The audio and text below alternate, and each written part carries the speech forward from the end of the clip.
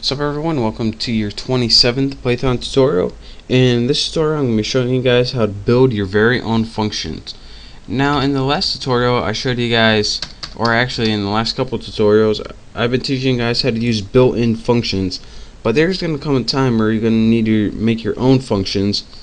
And this is useful because if you want to use the same code over and over again, it's useful to have a function. So the first thing that we need to do before we even create a function is something called define a function. Now we need to define a function because when your Python program comes across the name of your function, it's not going to know what the heck it is. So before you start calling and using your function, you obviously need to create one. And defining a function and creating a function is the exact same thing. So to do this, go ahead and write DEF on your screen, and this means define a function, which also means create a function. Next, give your function a name, and I'm going to name mine what's up. And once you named it, you have to put any parameters you're going to use. So after the name, I'm going to put X, and you'll see why later. And again, this creates it, this names it, and I'm going to use a variable in my function called X, so that's why I have that. Now in your function body, you have to write what instructions you want your function to do. So what do I want this function called what's up to do?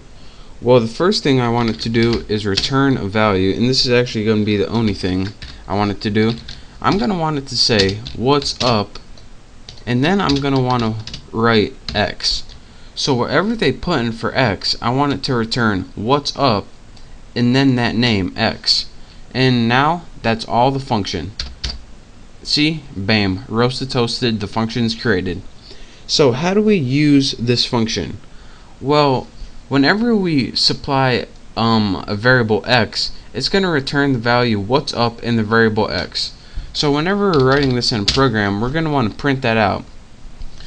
So, hold on a second, I got itch. So now we write print, and you don't have to print it, you can like store it as a variable or anything you want. I'm just going to print this out to show you.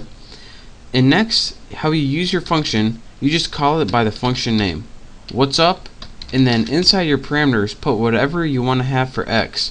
So I want to have let's put Tony. So let me go ahead and run this, and it says what's up Tony, and let me show you guys what exactly happened here. This is our program right here. It says print what's up Tony. Well, WTF is what's up Tony. Oh, you created a function called what's up. Alright, so whatever parameter this is, I'm going to throw this in for X. So again, that's why I use the parameter. It's like a temporary placeholder for whatever parameter this is.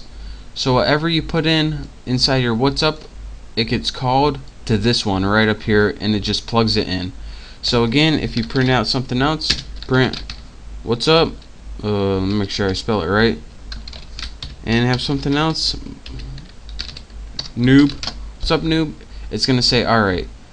When I use the what's up function, I'm supposed to return what's up plus whatever they put in. So that's what this does. So that's the basics of the function, and you can also have something like a math function and not just a string function. So let's go ahead and create another function called define or create plus 10. And if you can't guess what this function is going to do, yes, it's going to add 10. So instead of returning a name, we want to return whatever they plug in for Y. We don't know what it is yet, so we'll just use Y plus 10. And now we create that. Now we put print, and let's see, plus 10. I'm just kidding, it says plus 10. Gotcha. And for the parameters, you can put any number you want. So 44. And what this is going to do is take that 44, plug it in for Y, and add 10 to it. So let's go ahead and press enter, and it outputs 54. So again, to recap one more time, whenever you create a function, you need to have whatever parameters you're going to take, and then in your return statement, you have to write what you want to do with those parameters or variables. And then once you call your function or use it in your program, this gets treated as that variable, which is Y, and it puts that in for Y and does whatever you want to do to it. In this case, we added 10 to it. That's why we got 44 plus 10. So those are your basics of functions and how to create a function and how to write instructions for your function.